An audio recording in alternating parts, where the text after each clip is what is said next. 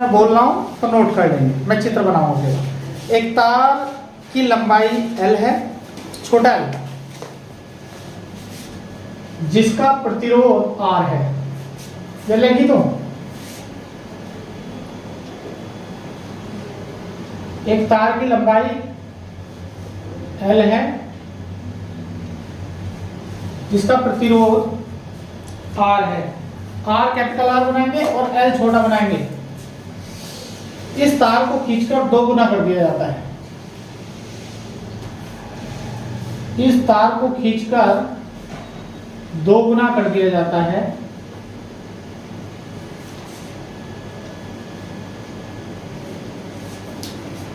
अब इसका प्रतिरोध होगा,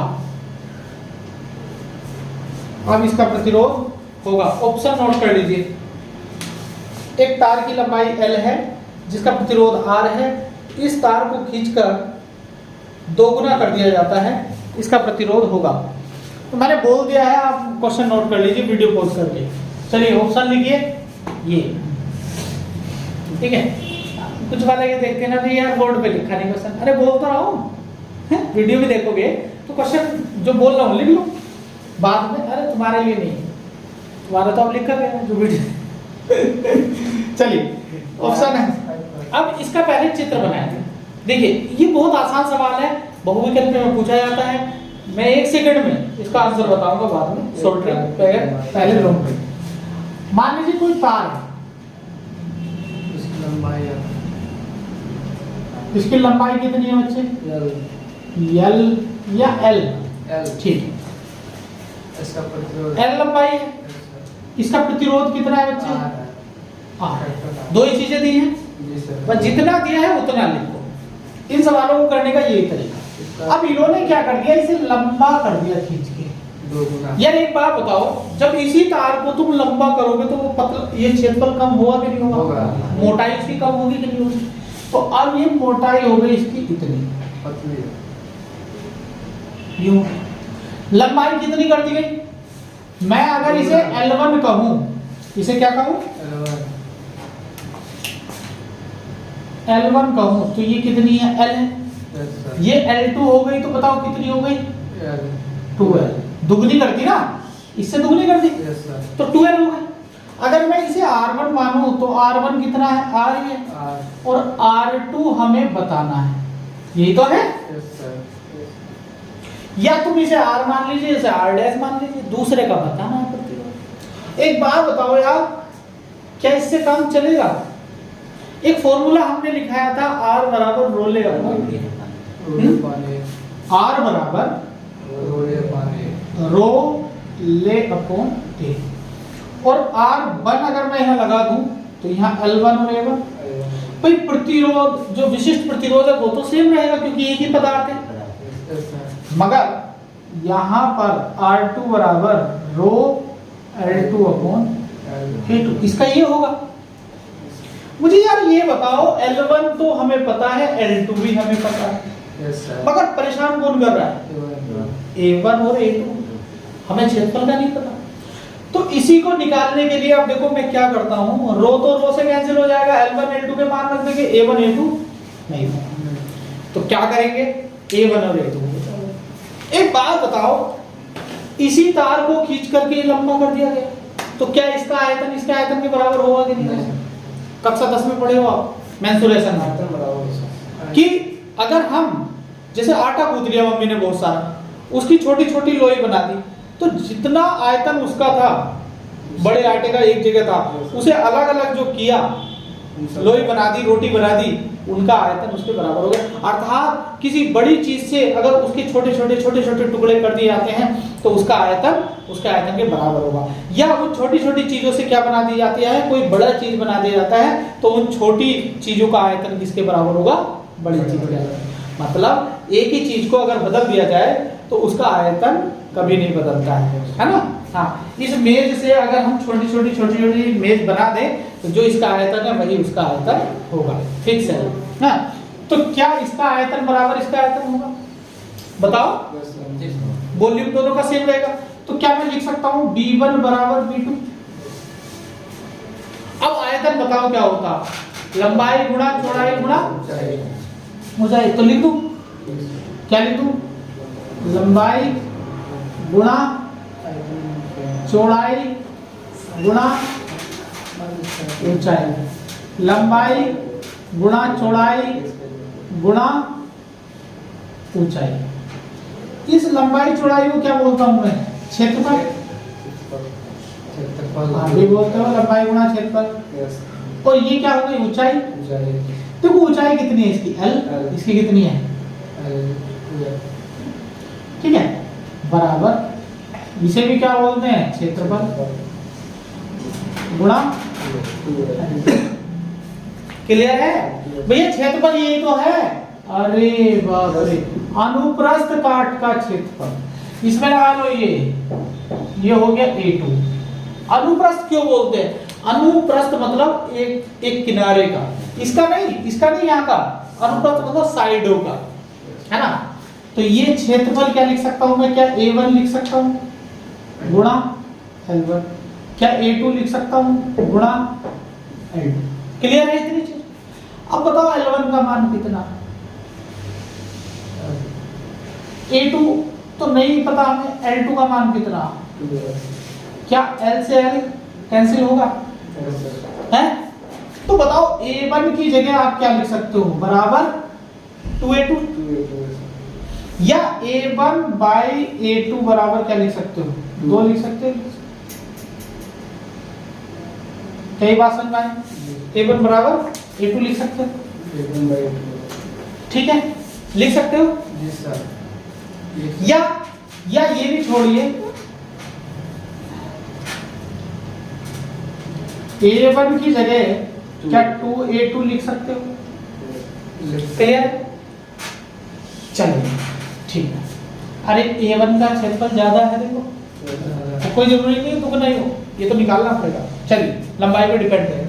अगर 3L हो जाती तो कितना हो जाता? 3 गुना हो जाता। पहला 3 गुना रहता, 4 गुना लंबाई हो जाती तो ये क्षेत्रफल 4 गुना होता, वो 1/4 कम हो जाता। चलिए इसका R1 निकालिए। R1 बराबर रोले अपान A1। रो की वैल्यू रो ही, L1 की वैल्यू बताओ, A1 की वैल्यू बताओ। 2A2। क्लियर? जी सर। क्लियर है? चलिए अब उसके लिए R2 निकालिए। R2 बराबर रोले L2 अपॉन A2। जरा रो तो रो है, L2 की वैल्यू रखी कितनी? 12।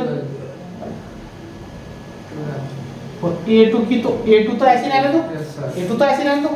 जरा यार इसे देखो, 2 बाहर निकाल दो, 2 बाहर निकाल दो।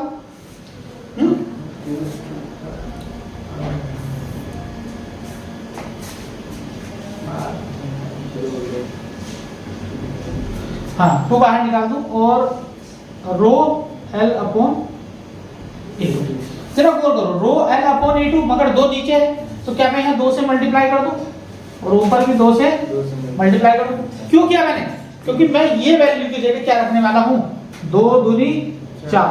और जरा ये वैल्यू देखो, क्या मैच खा रही है ये? क्या मैच खा रही है? इसकी जगह मैं R1 रख सकता हूँ। ओहो, तो R2 कितना बढ़ गया? कितना बढ़ गया? 4 गुना हो गया पहले से।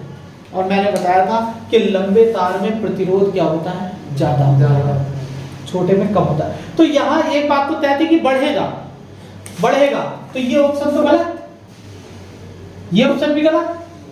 अगर इसका R है तो R/4 तो होगा नहीं, R/2 तो होगा नहीं, इनमें से होगा दुगना नहीं 4 गुना बढ़े।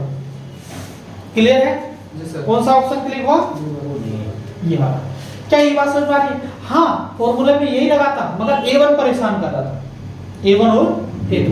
तो पहले हमने उसका क्षेत्रफल निकाला। पहले आप सीखिए लंबे मेथड से। एक सवाल और करेंगे, पहले इसे नोट करिए जल्दी।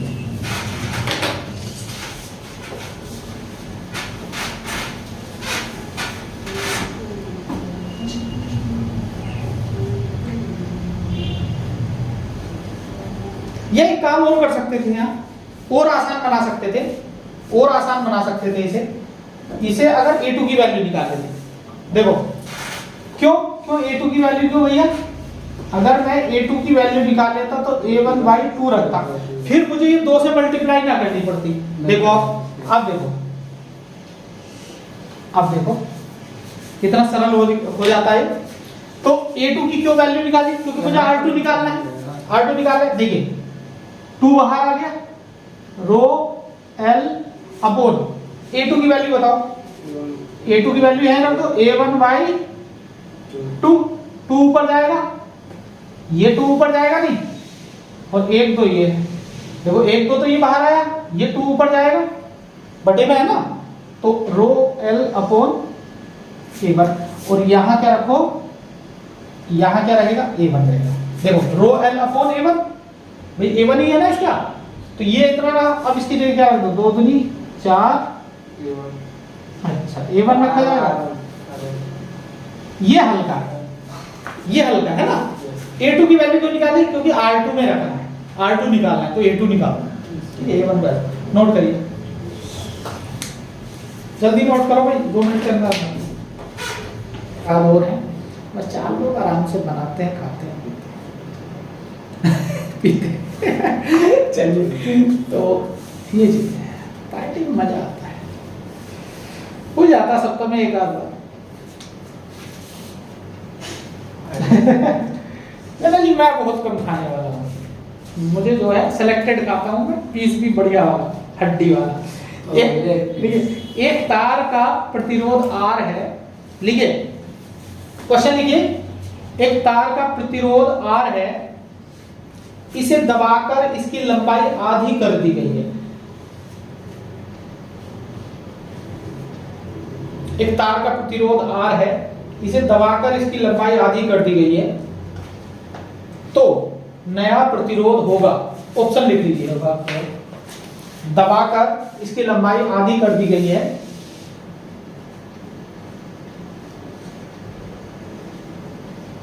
तो नया प्रतिरोध होगा।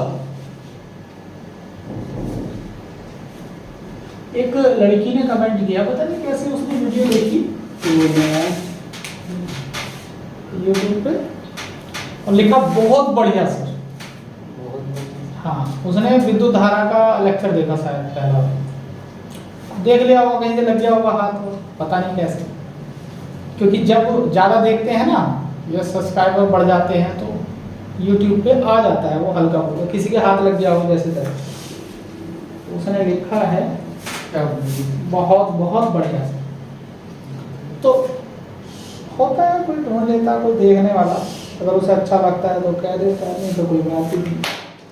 हमारी बोर्ड की क्वालिटी और उसकी क्वालिटी थोड़ी, अब तो खैर ठीक चल रहा होगा फोन पे भी, ये वाले वीडियो में साफ दिख रहा है। पहले वाला थोड़ा सा पहले वाला जो बन रहा था वही बस वो हाई क्वालिटी में नहीं बनाया ना मैंने, अब हाई क्वालिटी में बनना है तो ठीक है।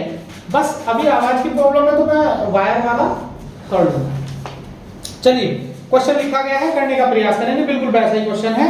क्या बनाएंगे, चित्र बनाएंगे। सबसे पहले एक प्रतिरोध है, एक तार है, अब जब लंबाई आधी कर दी गई है तो थोड़ा पहले बड़ा बना लो। हाँ भाई, थोड़ा सा पहले बड़ा बना लो।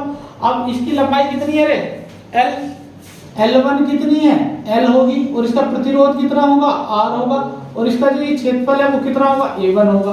होगा कि नहीं होगा, क्योंकि 3 चीजों पे तो डिपेंड कर रहा है प्रतिरोध, R बराबर रो ले अपोन L पे और A पे, तो लिख लिया आपने, नहीं दिया तो अब इसे दबा दिया, और जब इसे दबाया गया तो इसकी लंबाई क्या हो गई, आधी हो गई, आधी हो गई, और देखो क्षेत्रफल बढ़ गया, क्षेत्रफल बढ़ गया, लंबाई क्या हो गई, L2 L/2 हो गई, आधी हो गई। मुझे यार ये बताओ, इसका प्रतिरोध बढ़ेगा या घटेगा, घटेगा। लंबे तार में प्रतिरोध ज्यादा होगा, इसमें कम हो गया, तो बताओ क्या ये ऑप्शन हो सकता है, क्या ये ऑप्शन हो सकता है, इसमें तो बढ़ रहा है। ये प्रतिरोध किसके लिखे गए, R2 के लिखे गए हैं, कि पहले की अपेक्षा कितने गुना हो गया, तो ये 2 तो कैंसिल हो जाएंगे, बचे ये। अब देखो या फिर R/4, तो बता कौन सा होगा, R/4 होगा, उसका ऊपर वाले का उल्टा हो गया सवाल, है ना। चलिए इसकी शॉर्ट ट्रिक भी बताएंगे, कितना तो। तो यहाँ A1 A2 निकाल लो, क्योंकि B1 बराबर क्या होगा, B2 होगा, आयतन, ये आयतन बराबर इसका आयतन बराबर इसके आयतन होगा, क्योंकि इसी से ये चीज बन रही है। कक्षा 10 में मेंसुरेशन में पढ़ा हमने। तो क्या लिखेंगे, V1 को क्या लिखेंगे, मैं आप शॉर्ट में लिखूं A1 L1 A2 L2, क्षेत्रफल गुणा ऊंचाई या लंबाई, क्षेत्रफल गुणा ऊंचाई या लंबाई।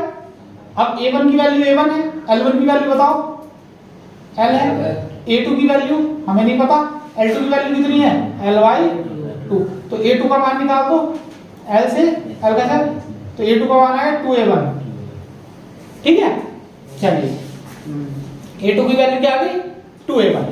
अब आइए R1 बराबर रो ले अपॉन A1, रो L1 की वैल्यू कितनी है A1 की वैल्यू कितनी है भैया A1 ही है।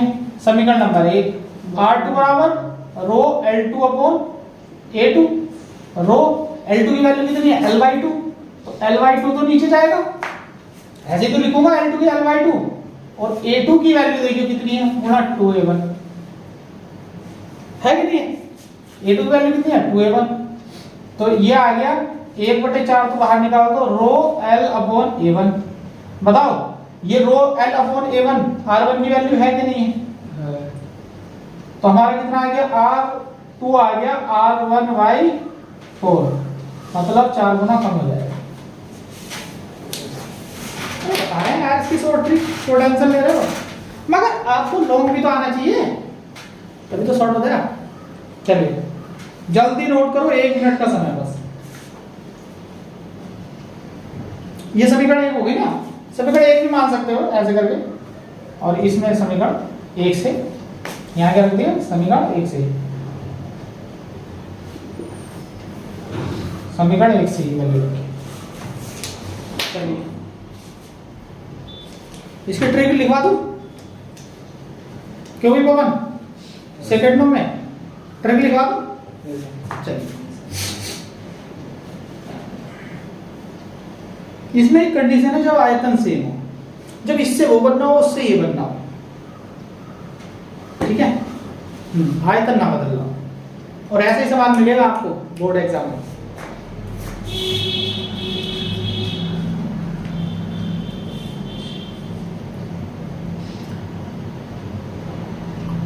हो गया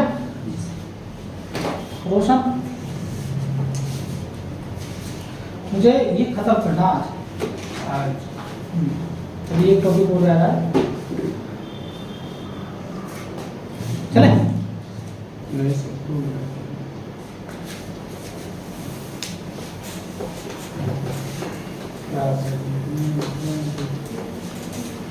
ट्रिक है, इसकी ट्रिक है भैया TRIC के ट्रिक।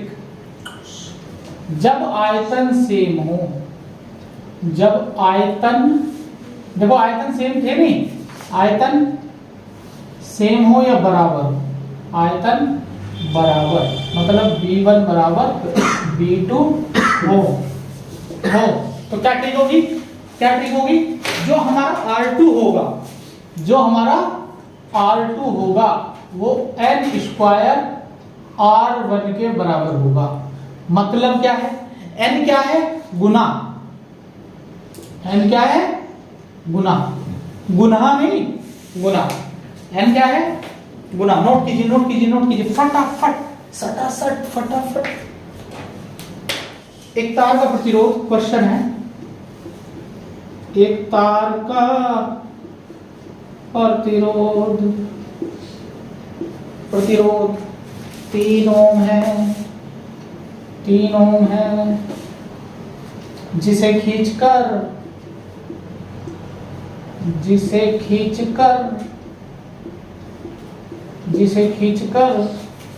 10 गुना कर दिया जाता है। नोट करो भी आप क्वेश्चन में, 10 गुना कर दिया जाता है। चलो कर दिया जाता तो बाबा नया प्रतिरोध होगा, नया प्रतिरोध होगा। ऑप्शन है 3 ओम, ऑप्शन है 30 ओम, ऑप्शन है 3000 ओम, 300 ओम, ऑप्शन है 3000 ओम। 300 कितना होगा रे, कितना होगा रे, ऊपर वाला सूत्र लगा दो, हमें नया प्रतिरोध निकालना है R2 n स्क्वायर R।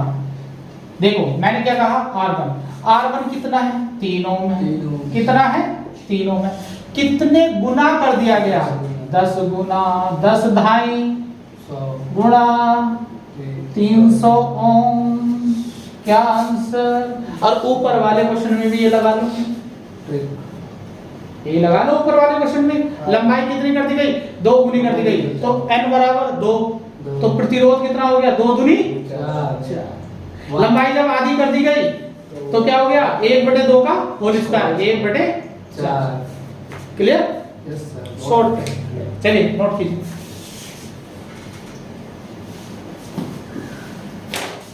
ये हमारा प्रतिरोध R बराबर रो ले अपने, R बराबर रो ले पे कोई क्वेश्चन आता है तो उसे तो आप करोगे खुद। कैसे? रो दिया होगा, L दिया होगा, A दिया होगा, रखो मान। ऐसे सवाल मैं नहीं कराता हूँ, आप प्रैक्टिस कीजिए उन्हें, ठीक है, किताब से या मॉडल पे। मगर जो बढ़िया सवाल होते हैं, जब बच्चा सोचने की थोड़ी सी कोशिश करे और फिर भी ना आए, वो सवाल मैं करा देता हूँ। चलिए भैया,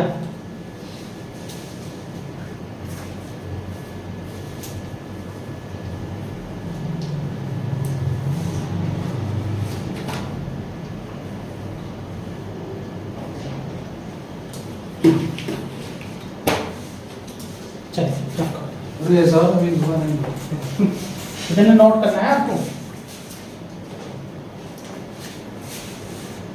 मैं जल्दी उठा रहा हूँ।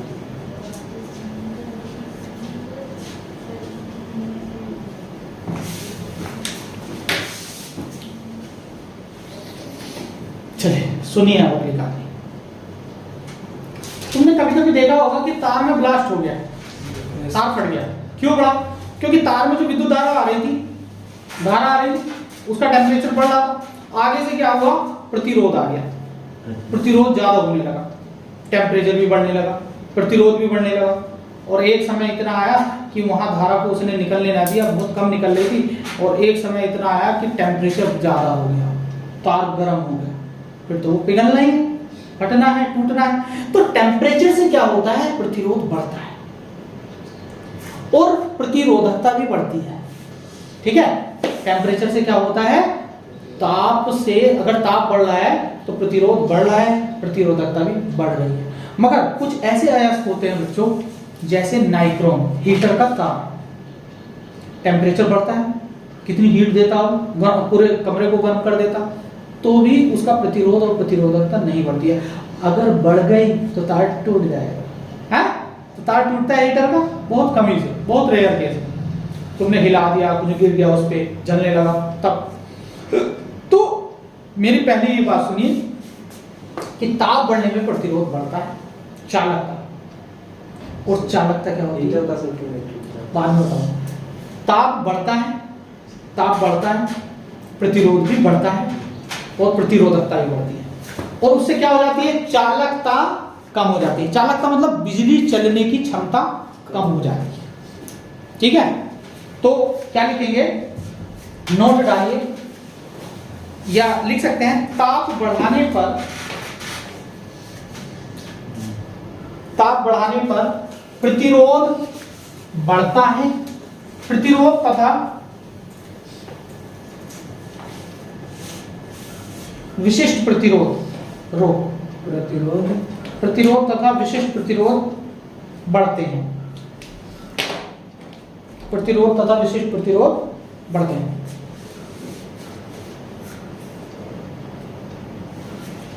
तो आइए चेक करते हैं कितना बढ़ेगा, है भाई। नॉर्मल तार है, उसका अगर टेम्परेचर बढ़ाया गया तो प्रतिरोध बढ़ रहा है, प्रतिरोधकता भी बढ़ रही है। आइए देखते हैं कितना बढ़ेगा। अगर टेम्परेचर इतना बढ़ा दिया जाए, किस किस चीज पे डिपेंड करेगा? तो हेडिंग डालिए, ताप गुणा प्रतिरोध का ताप गुणांक, प्रतिरोध का ताप गुणांक। हेडिंग है नया और इंपॉर्टेंट है, इससे क्वेश्चन बनता है, प्रतिरोध का ताप गुणांक, ताप गुणांक, प्रतिरोध का ताप गुणांक, जिसे अल्फा से डिनोट करते हैं, प्रतिरोध का ताप गुणांक। चलिए हम बात करते हैं, देखो कैसे बड़े आराम से मैं बताऊंगा इसे। एक तार है, बच्चे चालकता। ये क्या है हमारे पास? चालकता है। क्या सब तार है? चालकता।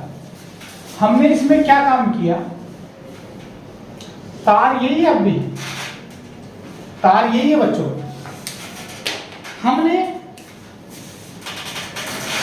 चालक तार है कोई, और इसका जो प्रारंभिक टेम्परेचर है, प्रारंभिक ताप शॉर्ट में लिख दूं, प्रारंभिक ताप कितना है? T0 है। कितना है? T0। अब T1 भी मान सकते हैं, T2 भी मान सकते हैं। प्रारंभिक ताप को मैं T0 मानूं प्रारंभ में। दूसरा, इसका प्रारंभिक प्रतिरोध कितना है भैया? R0 प्रारंभिक प्रतिरोध। ठीक है। अभी हमने कहा कि भैया ताप बढ़ाने पर क्या हो जाता है? प्रतिरोध बढ़ जाता है। और इधर देखिए, ताप बढ़ाने पर क्या होता है? प्रतिरोध बढ़ जाता है। तो हमने क्या किया, चलो यार अभी नॉर्मल कंडीशन है, इसका ताप इतना है T0 और प्रतिरोध इतना है, इसका टेम्परेचर बढ़ा के देखा जाए। हमें तो प्रतिरोध देखना है कि कितना बढ़ेगा। तो हमने क्या कर दिया? टेम्परेचर इंक्रीज कर दिया। क्या कर दिया? इंक्रीज मतलब बढ़ा दिया। आप ऐसे भी लिख सकते हैं, ताप बढ़ा दिया, है ना? ताप बढ़ा दिया। अब ताप बढ़ाने पे क्या होगा? ताप तो बदल गया। तो अंतिम ताप क्या होगा? मान लीजिए हमने कितना गर्म कर दिया, अंतिम ताप इसका कितना लेकर के आए? T final, T final. अच्छा, अंतिम प्रतिरोध कितना हुआ? चलो वो भी बता देते हैं। अंतिम प्रतिरोध हुआ R फाइनल। आप 1 2 भी लिख सकते हैं, इसे 1 इसे 2 ऐसे भी लिख सकते हैं। अगर तुम्हें कोई दिक्कत ना हो तो बताओ T1 T2 लिखूं? ये ठीक है। इससे ही पता चला प्रारंभ में और फाइनल में। चलिए कोई बात नहीं। तो यार क्या आप कह सकते हो कि Rf माइनस R0 हुआ प्रतिरोध? ना ना ना ना, ऐसे नहीं। क्योंकि प्रतिरोध जो है दो चीजों पे डिपेंड करता है। देखो यहां पे परिवर्तन कितना हुआ? अगर मैं परिवर्तन की बात करूं डेल्टा T की, तो T final minus T initial, और डेल्टा R की बात करूं परिवर्तन की, Rf माइनस, ये परिवर्तन लिखा मैंने और कुछ नहीं, चेंज कि ताप में परिवर्तन कितना हुआ? अंतिम में से पहला घटा दो, T2 में से T1, ऐसे डेल्टा R प्रतिरोध में इतना परिवर्तन हुआ, मगर प्रतिरोध बढ़ा कितना? तो आइए मैं बताता हूं आपको। डेल्टा R जो है, ये जो परिवर्तन है बच्चों, ये वाला, ये जो परिवर्तन है जितना बढ़ा, छोटा सा बढ़ा, मान लीजिए पहले 10 था, फिर कितना हो गया? 15, तो बढ़ा कितना? 5। जो परिवर्तन हुआ वो किस किस चीज पे डिपेंड करता है? तो बच्चों ये जो डेल्टा R है वो प्रोपोर्शनल होता है, सबसे पहली बात, जो हमारा प्रारंभिक प्रतिरोध है, कि पहले उसका प्रतिरोध कितना था, उस तार का प्रतिरोध कितना था। अगर पहला प्रतिरोध उस तार का ज्यादा है तो परिवर्तन भी क्या होगा? ज्यादा होगा। पहले प्रतिरोध उसका कम है तो परिवर्तन भी क्या होगा? कम होगा, है ना? एक अच्छा तार है हमारे पास, उसका प्रतिरोध कितना है? कम है, तो परिवर्तन भी तो कम ही होगा उसमें जब टेम्परेचर बढ़ाओगे तो। और ऐसा तार है बहुत बेकार है, उसमें प्रतिरोध बहुत ज्यादा है, तो जब टेम्परेचर बढ़ाओगे तो परिवर्तन भी क्या होगा? ज्यादा होगा, मतलब प्रतिरोध भी उसमें ज्यादा बढ़ेगा। चलिए कोई बात नहीं। एक चीज पे और डिपेंड करता है ये डेल्टा R, ये जो परिवर्तन हुआ, जो प्रतिरोध बढ़ा, किस पे? इस परिवर्तन पे, इस पे डेल्टा T। आपने टेम्परेचर कितना बढ़ाया है, बस दो चीजें याद रख लो, ये कि जो परिवर्तन है, जो प्रतिरोध बढ़ रहा है, वो दो चीजों पे डिपेंड करेगा। एक तो उसका इनिशियल प्रतिरोध कितना है, प्रारंभिक प्रतिरोध कितना है तार का, प्रोपोर्शनल। अगर ये ज्यादा होगा तो ये भी ज्यादा होगा, ये कम होगा तो ये भी। दूसरा, ये किस पे? ये डेल्टा T, कि आपने टेम्परेचर कितना बढ़ाया है, उसके प्रोपोर्शनल होता है। अगर आप ज्यादा टेम्परेचर बढ़ा रहे हो, परिवर्तन ज्यादा कर रहे हो, तो प्रतिरोध भी ज्यादा बढ़ेगा, ज्यादा परिवर्तित होगा। क्लियर है? इन दोनों समीकरणों को मैं क्या कर देता हूं, 1/2 से समीकरण मानो या मत मानो, डेल्टा R प्रोपोर्शनल, क्या मैं ऐसे लिख सकता हूं R0? देखो बेटा सूत्र मत रटना इसका, ये दो कंडीशन याद रखना। अब क्या मैं डेल्टा आर बराबर यहां पे ऐसे लिख सकता हूं आर जीरो डेल्टा टी? अरे भैया ये अनुक्रमानुपाती है मगर ये कांस्टेंट है जो निकल के आता जब अनुक्रमानुपाती को हटाते। क्या है ये कांस्टेंट? अल्फा। अल्फा क्या है? ताप गुणांक। ये हमारा फॉर्मूला बन गया। समझ? इतना सा फॉर्मूला बहुत छोटा सा। अब देखो डेल्टा आर बराबर हो गया आर जीरो डेल्टा टी। किसे क्या नहीं पता? आर जीरो क्या है? प्रारंभिक प्रतिरोध। डेल्टा टी क्या है? T two minus T one या T F minus T zero. Delta R क्या है? T R F minus R zero. रख देंगे, कुछ भी निकाल लेंगे। निकाल लोगे? क्लियर है?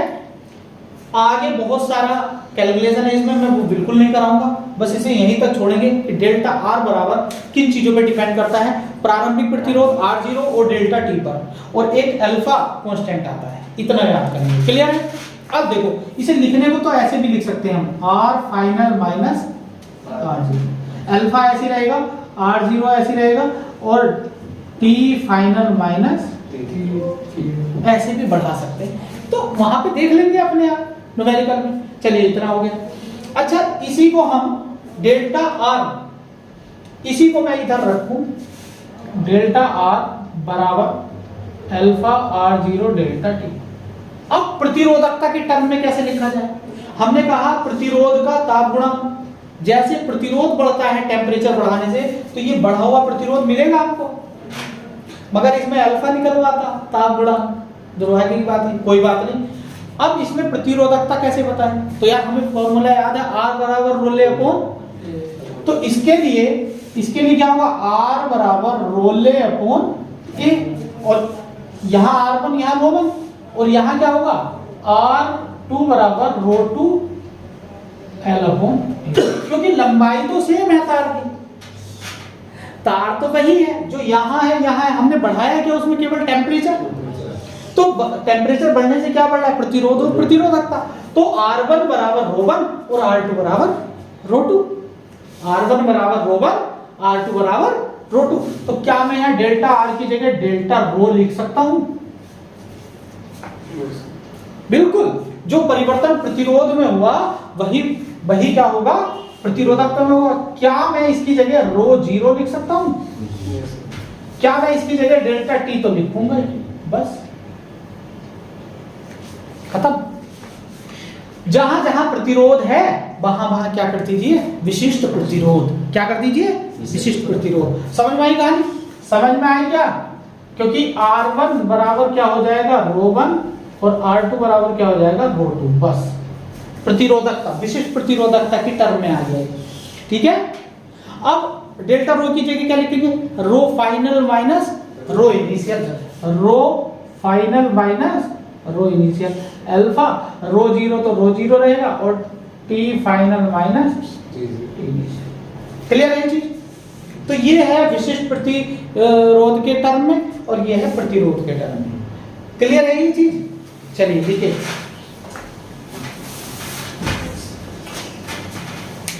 ये हटा दूंगा यहां से, ये खत्म कर दो, ये खत्म।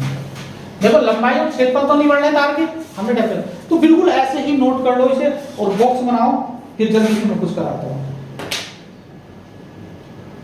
आपको। कोई मात्रा कुछ छुड़ाऊंगा थोड़ा ही, तो मैं बिल्कुल भी, अगर टॉपिक के अंदर कोई चीज आएगी। या क्या लिखा फॉर्मूला? Delta R. अब देखो दिलीप जरा इसे फॉर्मूले को कंटेस्ट करना। डेल्टा आर बराबर अल्फा और आर नोट और डेल्टा टी। अब अल्फा का कैसे निकालेंगे? देखिए अल्फा का मात्रा कैसे निकालेंगे? दो तरीके हैं। अल्फा को कैसे कर लो? एक साइड ले जाओ, अल्फा को एक साइड ले जाओ, यही रखो, तो ये इसके नीचे जाएगा। डेल्टा आर बराबर आर जीरो डेल्टा टी। मुझे बताओ इसका मात्रा क्या होगा? डेल्टा आर प्रतिरोध में परिवर्तन तो होगा तो ओम ही। अरे भैया 5 ओम में से 3 ओम गए तो आएंगे तो 2 ओम ही, तो ओम क्या है? ये आर जीरो क्या है? ये भी प्रतिरोध है, इसका मात्रा भी ओम। ये डेल्टा टी है, टेम्परेचर है, तो इसका मात्रा क्या होगा? Degree centigrade. होगा। तो ओम से ओम कट गया, तो क्या आ गया? Degree centigrade inverse, degree centigrade inverse. या इसकी जगह केल्विन भी तो हो सकता है, तो केल्विन इनवर्स। क्लियर है ये चीज? क्या ये बात समझ में आई? अब इसकी बीमा निकालनी है, तो कौन बताएगा? कौन बताएगा ये? कौन बताएगा अल्फा की बीमा? अरे अल्फा की मम्मी, अल्फा की बीमा कौन बताएगा? अरे ये टेम्परेचर है। टेम्परेचर क्या होता है? थीटा, और थीटा इनवर्स। ये इसके थीटा से तो डिपेंड करते हैं, रिप्रेजेंट करते हैं टेम्परेचर को, टाइम टी से नहीं। ये ताप है, ताप को थीटा इनवर्स या केल्विन इनवर्स, केल्विन से भी रिप्रेजेंट कर देते हैं, के से भी। हाँ, केल्विन या थीटा, या के इनवर्स भी लिख सकते हैं, ऐसे दोनों से रिप्रेजेंट करते हैं, के से भी और थीटा। नोट करिए जल्दी, फिर आगे की कहानी बताऊंगा। वैसे आपको क्या मिलेगा? केल्विन मिलेगा, है ना? अगर यहाँ डिग्री सेंटीग्रेड की जगह केल्विन में केल्विन, और केल्विन में लेंगे यहाँ टेम्परेचर, डिग्री सेंटीग्रेड भी ले सकते हैं।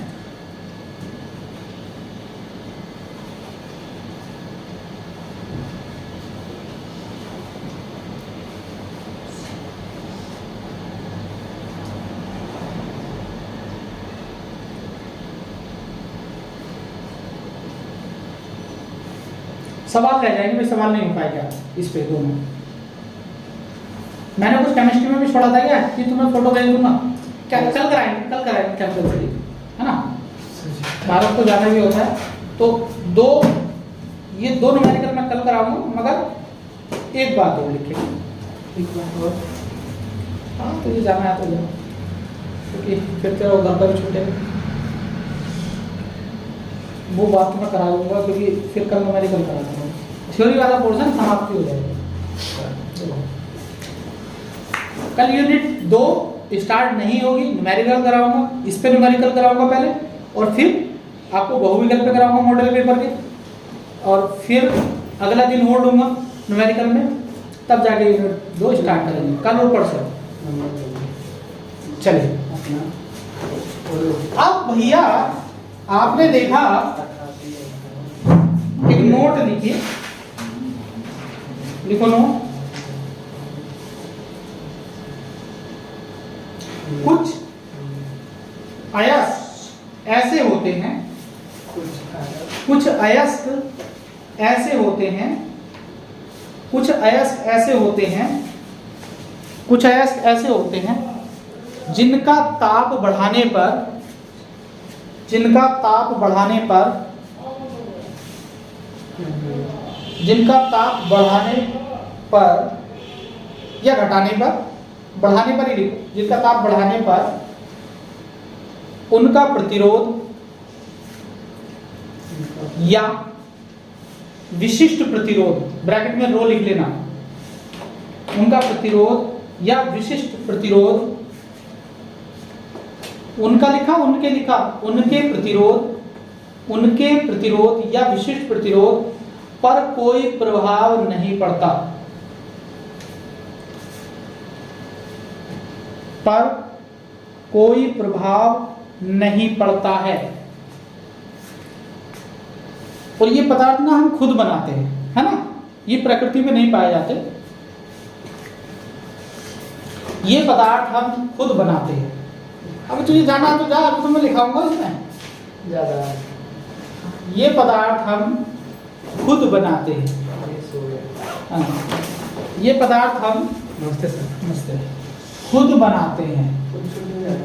अब ये पदार्थ हम खुद बनाते हैं, खुद बनाने का मतलब कृत्रिम है, प्रकृति में। अब इनके एग्जाम्पल लिखिए, नाइक्रोम, नाइक्रोम हीटर का जो तार होता है या प्रेस के अंदर जो तार लगा होता है वो नाइक्रोम का होता है। मैग्नीन, अब इसके चक्कर में मैं अपना टॉपिक छोड़ दूं अभी अधूरा, इतनी लंबी वीडियो बनी है। कॉन्स्टेंटीन, इंग्लिश में लिख लो यार,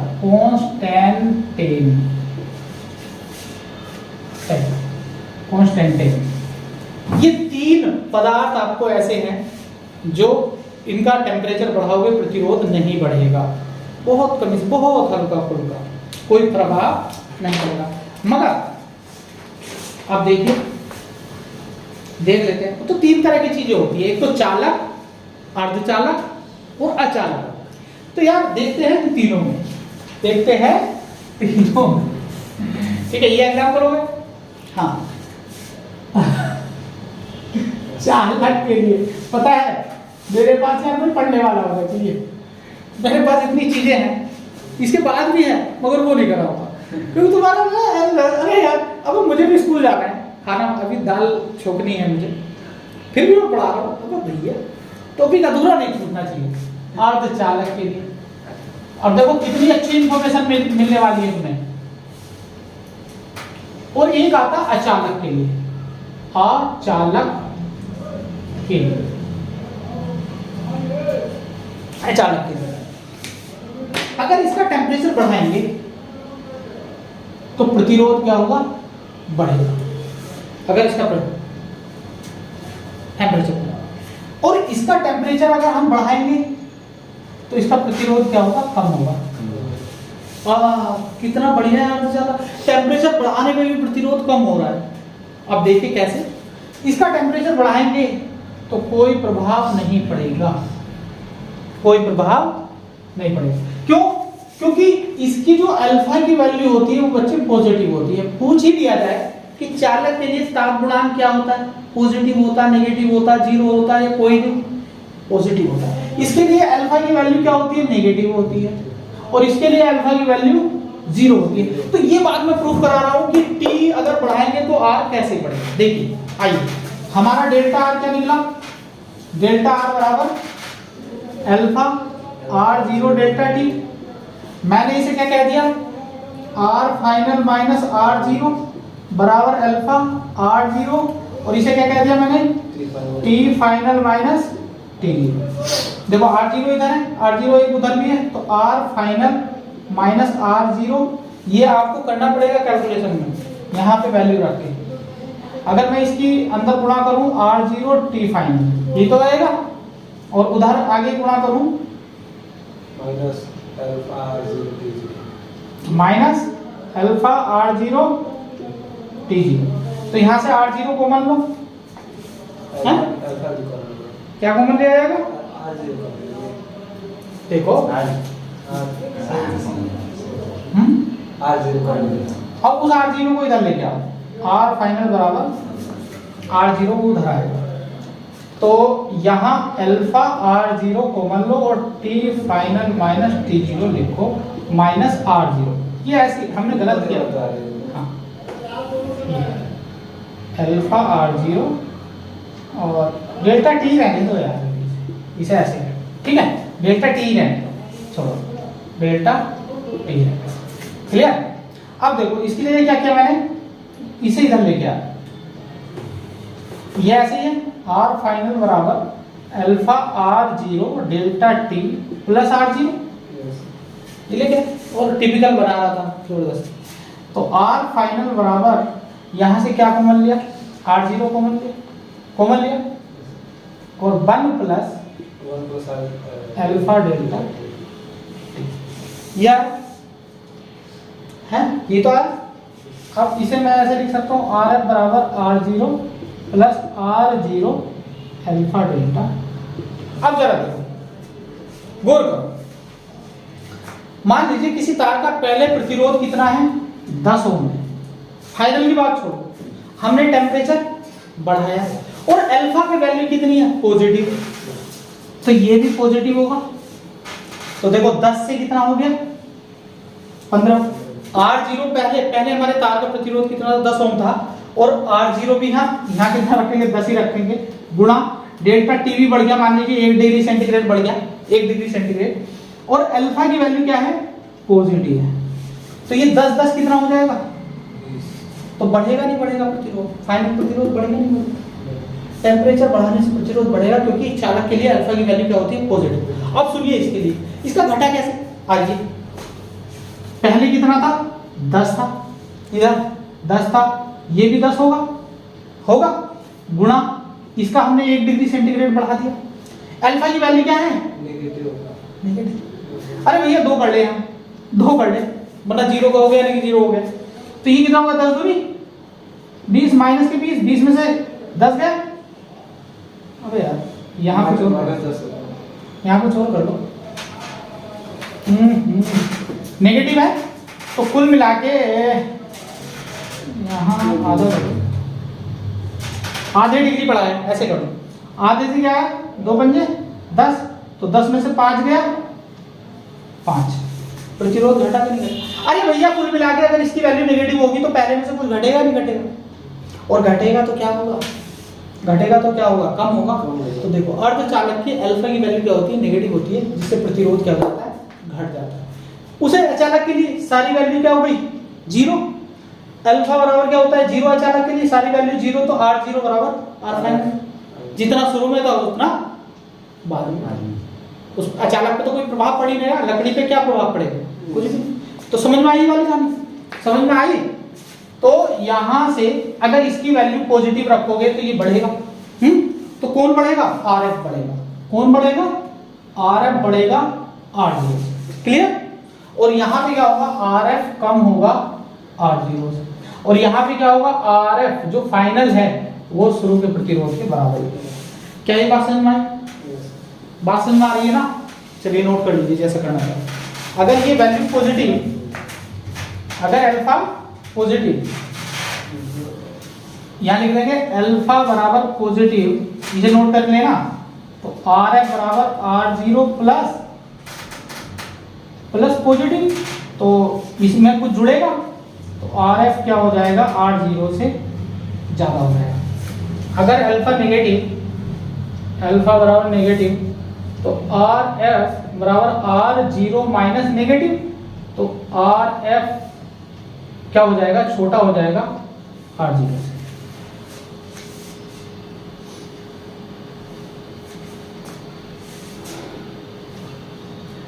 देखो R0 में से कुछ घटेगा तो ये वैल्यू क्या होगी?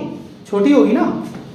और अल्फा बराबर 0, 3 कंडीशन है यहाँ, RF बराबर R0 माइनस 0, तो RF बराबर क्या होगा? R0 होगा। तीनों कंडीशन आप नोट कीजिए आराम से, ये स्टार बना दिया मैंने तीनों कंडीशन में, और ये कंडीशन यहां से स्टार्ट होगी। क्लियर? वही चीज मैंने ऊपर लिखी है, वही चीज नीचे प्रूफ की है। क्लियर है ना ये चीज? चलिए नोट करिए, और आज के लिए न्यूमेरिकल कल करते हैं।